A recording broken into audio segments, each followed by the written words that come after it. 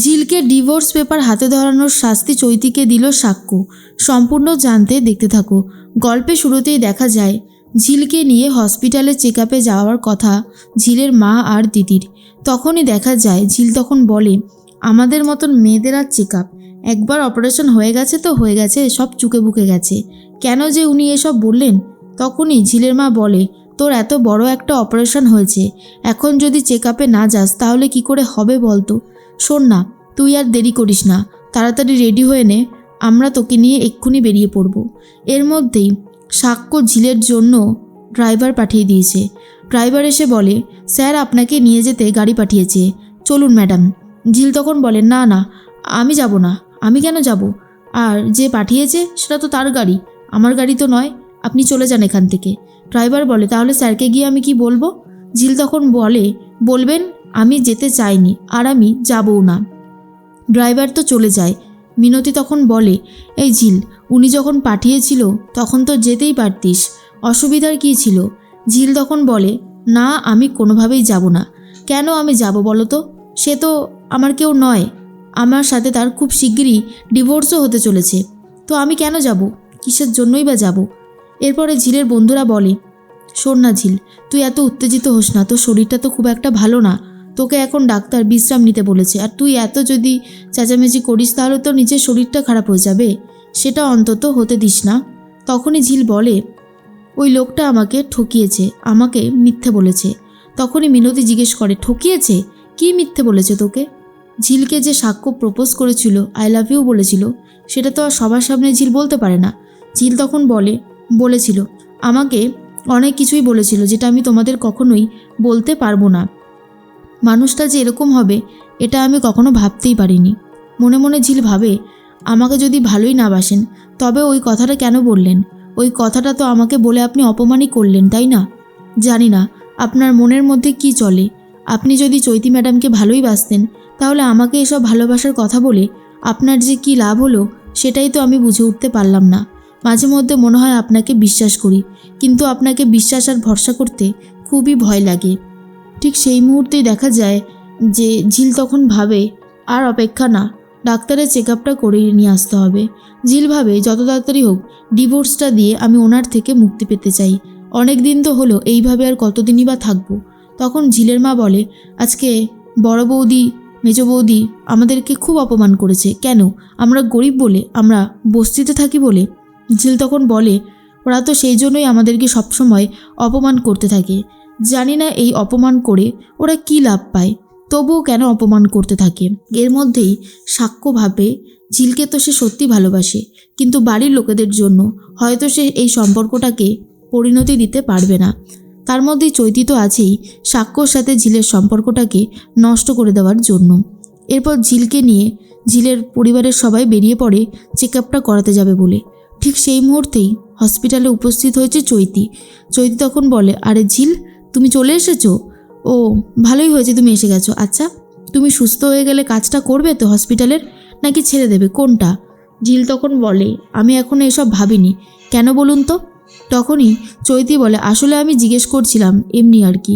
তোমাকে একটা কথা বলি, সাক্ষ্য না তোমাকে যত তাড়াতাড়ি সম্ভব ডিভোর্স দিতে চায়, কারণ তোমাকে ডিভোর্স না দিলে আমাদের বিয়েটা কোনোভাবেই হচ্ছে না।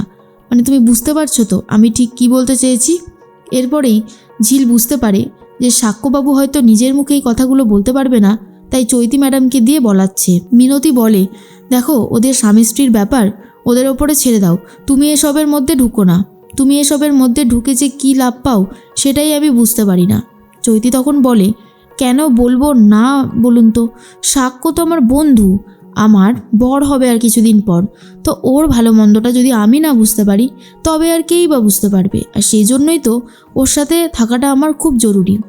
দেখো তোমাদের ওই বস্তির লোকগুলোকে সাক্ষ্য ভয় পায়, ও ভাবে আবার যদি ওরা কোনো গণ্ডগোল করে, একবার তো যা গণ্ডগোল করার করেই দিয়েছে, তাই সব কিছু থেকে নিজেকে বাঁচাতে চায় সাক্ষ্য। এরপর ঝিল মনে মনে ভাবে, আমার কাছে এসে বললেই তো হয়, আমি তো বলেইছিলাম যে আমি ডিভোর্সটা দিয়ে দিতে চাই, উনি কি আমার কথাও বিশ্বাস করলেন না, না কি?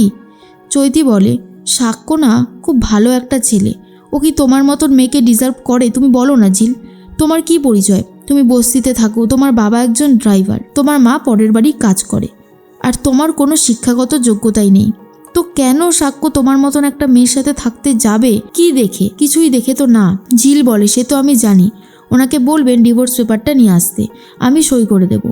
এরপরেই মিনতি বলে, কেন তুই সই করবি না যতক্ষণ না সাক্ষ্যবাবু কাগজটা দিচ্ছে? তখনই ঝিলের দিদি বলে, সেই তো, ওনার কথা যে তুই বিশ্বাস করছিস, উনি যে মিথ্যে বলছে না তার কি কোনো প্রমাণ আছে বলতো? তুই সাক্ষ্যবাবুর সাথেই কথা বলবি, আর এখানে তো এসেছি চিকিৎসা করাতে, চেক আপ করাতে, তুই এসব কথা নিয়ে এখন আর ভাবিস না। কিন্তু ঝিল ভাবে, এখনই ভাবা দরকার, এখন ভাববো না তো আর কখনই বা ভাববো? যা হচ্ছে সেটা তো ভালো হচ্ছে না। সাক্ষ্যবাবুকে ডিভোর্স দিয়ে শুধু সাক্ষ্যবাবু মুক্ত হবে এমন না, আমিও তো মুক্ত হয়ে যাব। আর আমার এই মুক্তি পাওয়াটা খুব জরুরি, নাহলে যেখানে সেখানে যখন তখন যে কেউ আমাকে অপমান করবে, এটা আমি কোনোভাবেই মেনে নিতে পারবো না।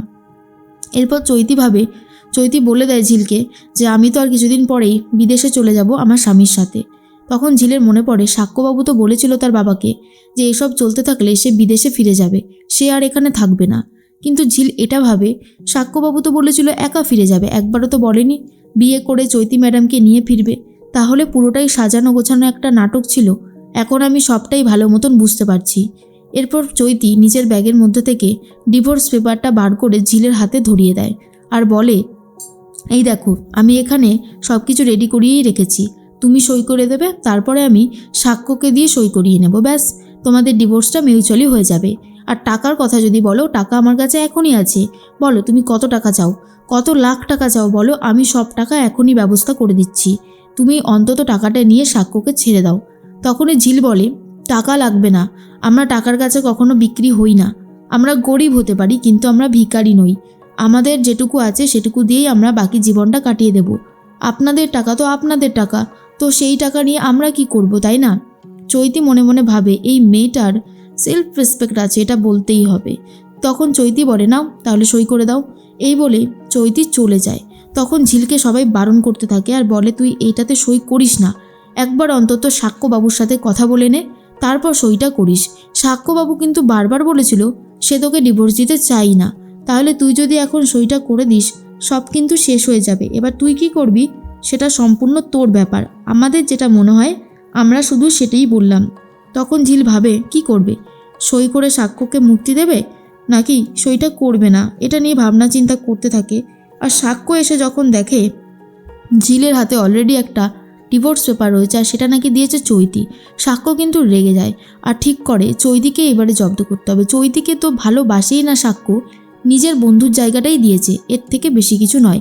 ভালো যদি কাউকে বাসে সাক্ষ্য, সেটা ঝিল ছাড়া অন্য কেউ নয়।